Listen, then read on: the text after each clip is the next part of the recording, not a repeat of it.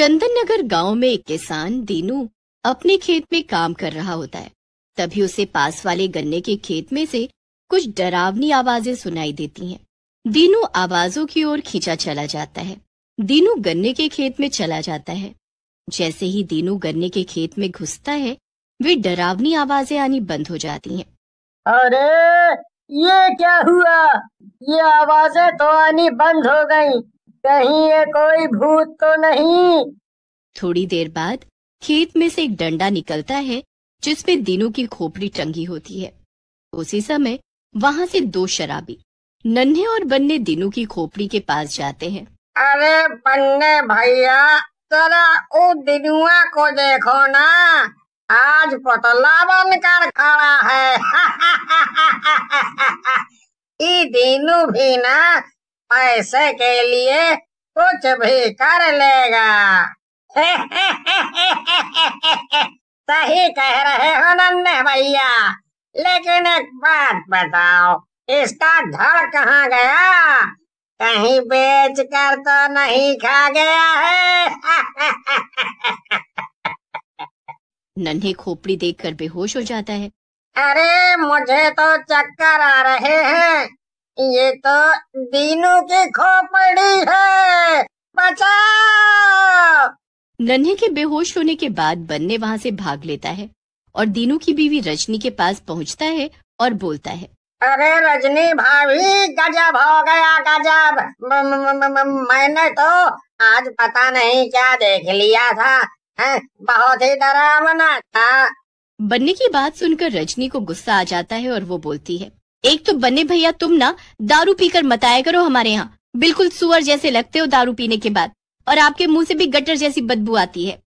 रजनी की बात सुनकर बन्ने बोलता है, गुस्सा बाद में करना रजनी भाभी, पहले मेरी बात सुनो जो मैं बताने आया हूँ। ऐसा कहकर बन्ने रजनी को दीनू के बारे में बताने लगता है। बन्ने की बात सुनने के बाद रजनी भागती हुई खेतों में पहुँचती है। गाँव वाले भी वहाँ आ जाते हैं। किशन दीनू की गर्दन को देखकर कर्मा से बोलता है, देखो कर्मा भैया, देखो कातिल ने कितनी भयानक तरीके से मारा है। पता नहीं बेचारे का धड़ कहाँ चला गया है। सही कह रहे हो किशन भाई, कोई इंसान इतनी बुरी तरह से किसी दूसरे इंसान को नहीं मार सकता है।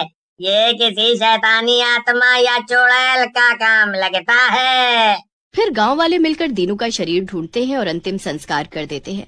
रजनी गांव के सरपंच कैलाश के पास जाती है और उन्हें अपनी आप बीती बताती है। रजनी की बात सुनकर सरपंच जी बोलते हैं, बेटी रजनी, मुझे थोड़ा समय दो। मैं दीनू बेटे की मौत के कारण का पता लगा कर रहूंगा। ये अनहोनी जिसने भी की है, हम उसे छोड़ेंगे नहीं, चाहे वो इंसान हो या शैतान। अगले दिन सरपंच, नन्हे और बन्ने तीनों उसी गन्ने के खेत में जाते हैं। काफी देर ढूंढने के बाद भी वहाँ कुछ नहीं मिलता है। सरपंच जी बोलते हैं, नन्हे और बन्ने, इतना समय हो गया लेकिन कोई नहीं दिख रहा है यहाँ। ऐसे तो हम थक जाएंगे।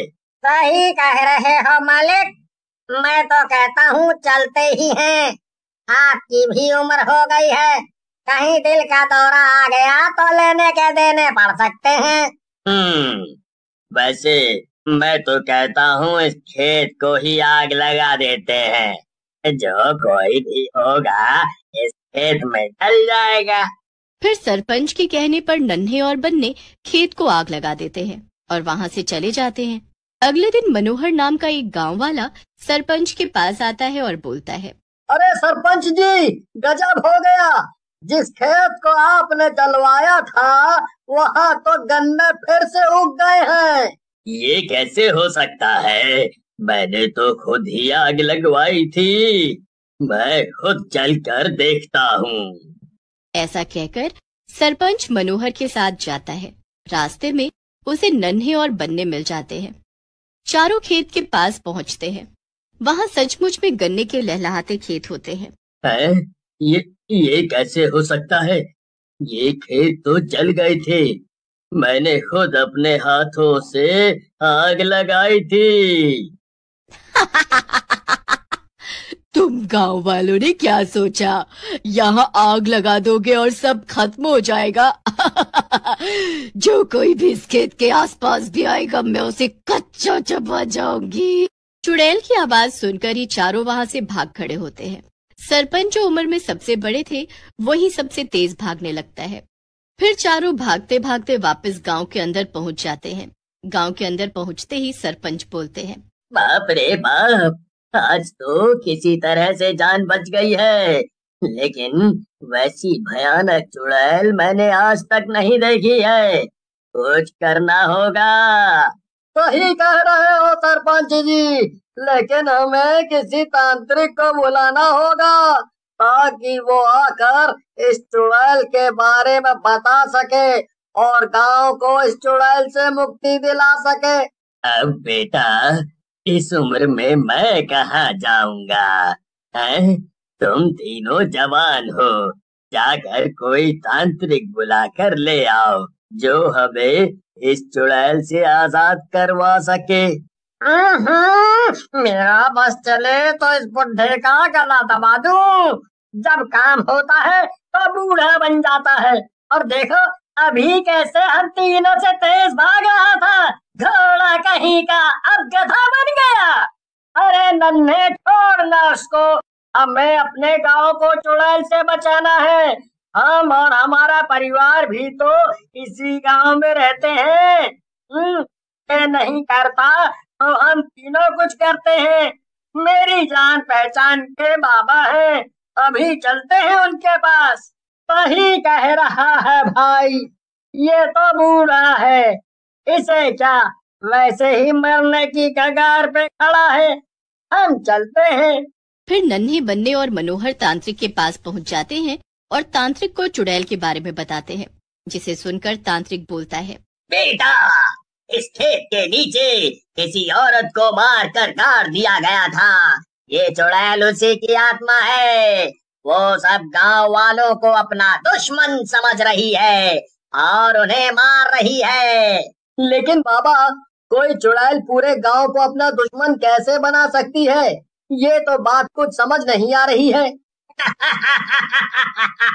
सही कह रहे हो मनोहर, पूरा गांव उसका दुश्मन नहीं है, लेकिन इन्हीं गांव वालों में से किसी ने उसको मारा था, इसीलिए वो सारे गांव वालों को ही मार डालना चाहती है। तो बाबा, हम लोगों को क्या करना चाहिए? आप ही कोई रास्ता बताओ।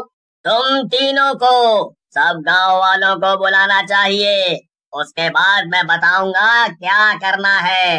फिर मनोहर सरपंच के पास जाते हैं और उन्हें बाबा के साथ हुई बातों को बताता है, जिसे सुनकर सरपंच बोलते हैं, क्या सच में ऐसा करने से हम उस चुड़ैल के श्राप से मुक्त हो जाएंगे? हैं? अगर ऐसा हुआ तो मजा ही आ जाएगा। फिर सरपंच सब गांव वालों को अगले दिन तांत्रिक बाबा के पास पहुंचने को बोलते हैं। पूरा गांव तांत्रिक के पास पहुंच जाता है। सरपंच जी बोलते हैं, बाबा, सब लोग आ गए हैं, अब बस आप उस चुड़ैल से गांव वालों को मुक्ति दिलाएं। नहीं सरपंच जी, अभी सब लोग यहाँ नहीं आए हैं। तुम्हारे गांव का कल्लू सुनार नहीं आया है। फिर सरपंच जी के कहने पर गांव के कुछ लोग कल्लू सुनार को पकड़कर ले आते हैं। कल्लू जैसे ही वहां से जाने लगता है, चारों तरफ अंधेरा छा जाता है और जोर से बिजली कड़कती है और वहां चुड़ैल आ जाती है। कहाँ जा रहा है कल्लू? तेरी वजह से ही मैं मरी हूँ। बहुत मुश्किल से पकड़ में आए हैं। मैं तुझे यहाँ से नहीं जाने दूंगी। तू तो गया। ऐसा कहकर चुड़ैल कल्लू को गर्दन से पकड़ती है।